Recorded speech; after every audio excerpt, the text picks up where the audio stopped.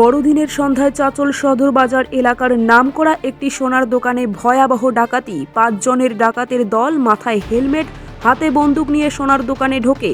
ওই সোনার দোকানে যা যা গহনা ছিল সবই নিয়ে চলে গেছে ডাকাতের দল।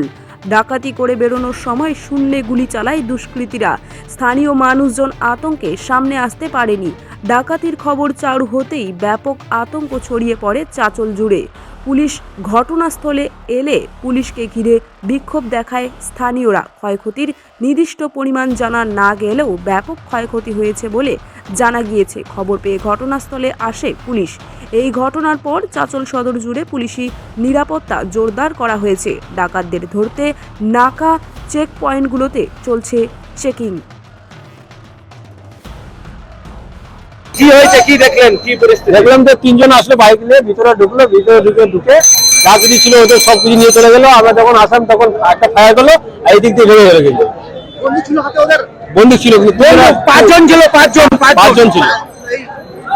বাইক ছিল কটা? মোট বাইক বাইক দুটো আছে, কিন্তু আমি একটা দেখেছি সুপার স্প্লেন্ডার বাইক আছে একটা। বাইকের নাম্বার প্লেট কিছু ছিল, লক্ষ্য করেছেন? নাম্বার প্লেট ছিল, কিন্তু ওরা লক্ষ্য করে নেওয়া। দুষ্কৃতীদের মুখ কি কোনো কাপড় দিয়ে ঢাকা ছিল? হেলমেট দিয়ে ঢাকা ছিল। যখন যাই তখন কি দেখাচ্ছিল? ভয় দেখাচ্ছিল?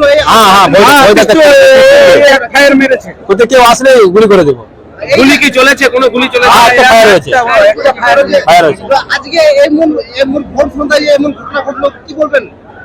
আমরা কি বলবো, এতে তো দোষীদের ধরা হোক, আর সব কিছু নিয়ে সবকিছু করা হোক, আর ওদের শাস্তি চাই।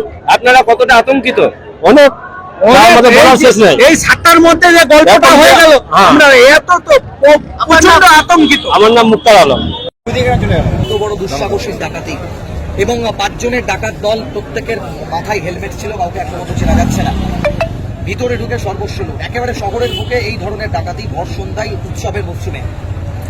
ভয়াবহ ঘটনা। মানুষের মনে আজ একটা উৎকণ্ঠা তৈরি হয়েছে যে চাঁচল প্রপারে একটা মানে পুরুষ আছে এমন একটা প্রতিষ্ঠান, যে প্রতিষ্ঠানে ডাকাতি হয়েছে।